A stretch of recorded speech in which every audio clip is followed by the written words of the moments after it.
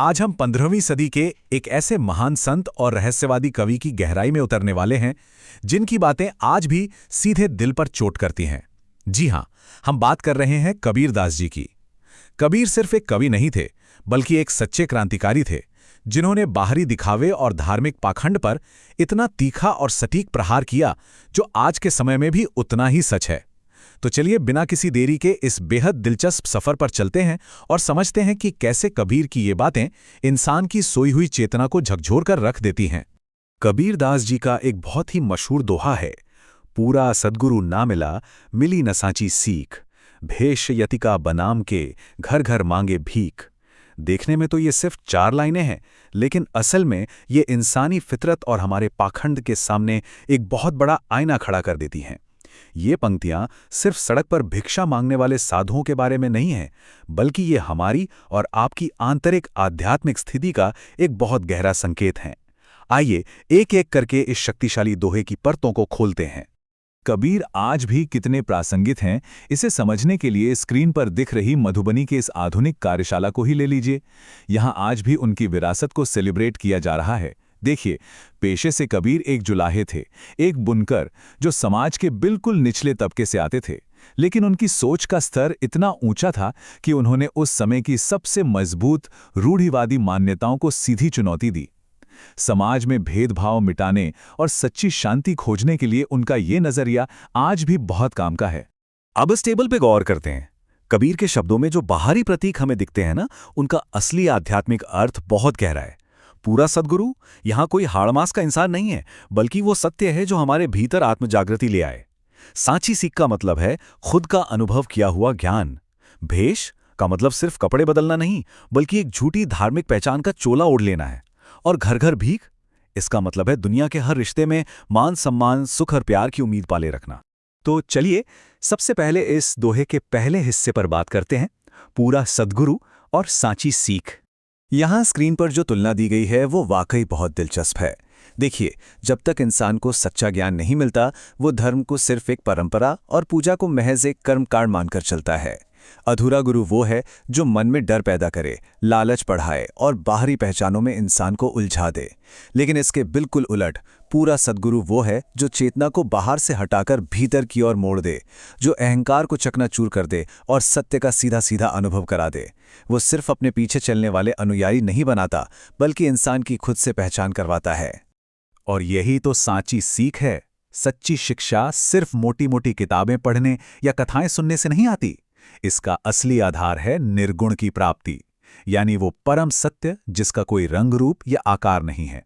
कबीर साफ कहते हैं कि जब तक ज्ञान मन को शांत न कर दे, स्वार्थ न तोड़ दे, तब तक वो ज्ञान एकदम अधूरा है। अब खुद सोचिए, अगर बहुत सारा ज्ञान सुनने के बाद भी इंसान के अंदर क्रोध, लोभ, डर और अहंकार वैसे का वैसा ही है, तो क्या सच में कोई सांची सीख मिली? बिल्कुल नहीं। अब आते हैं दोहे के अगले हिस्से पर, जहां बात होती है झूठे वैराग्य के भेष की। दिखावे को लेकर कबीर का व्यंग बहुत ही लाजवाब था।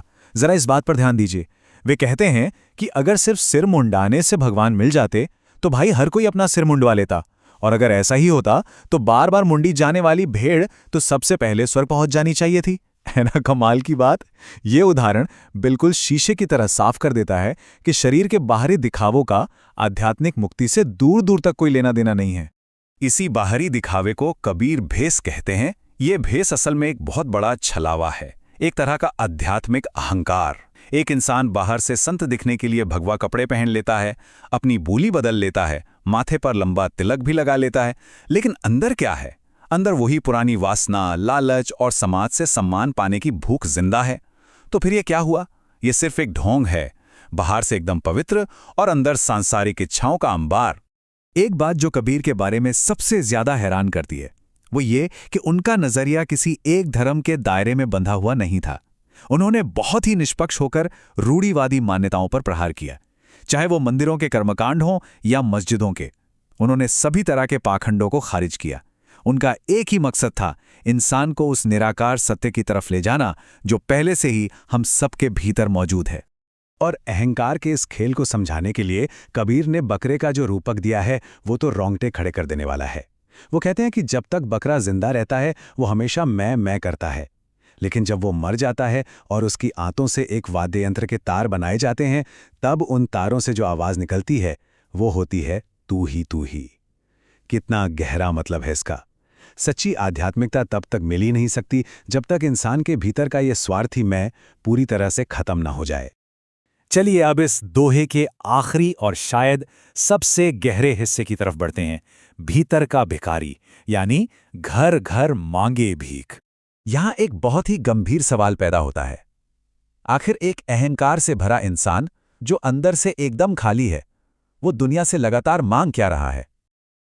हम अक्सर सोचते हैं कि भिक्षा सिर्फ पैसों या रोटी की होती है, लेकिन जो इंसान सत्य को नहीं जानता, वो असल में क्या खोज रहा होता है?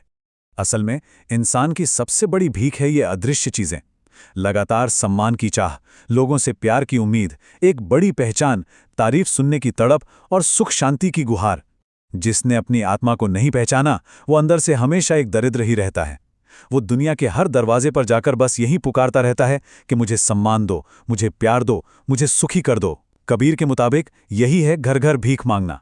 सच तो यह है कि इंसान का अपना अहंकार ही दुनिया का सबसे बड़ा भिखारी है। तो फिर इसका समाधान क्या है?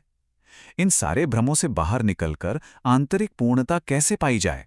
इस बात को बड़ी खूबसूरती से समझाते हुए कबीर हमारे मन की तुलना एक दर्पण यानी शीशे से करते हैं। वो कहते हैं कि अगर सत्य का दर्शन करना है ना, तो मन रूपी शीशे को हमेशा साफ रखना पड़ेगा। अब अगर शीशे पर ही धूल और काई जम जाए तो उसमें कोई अपना चेहरा कैसे देख सकता है? दुनिया भर की वासनाएं और हमारा अपना अहंकार ही वो मैल है। इसे साफ किए बिना वो परम सत्य कभी दिखाई नहीं दे सकता।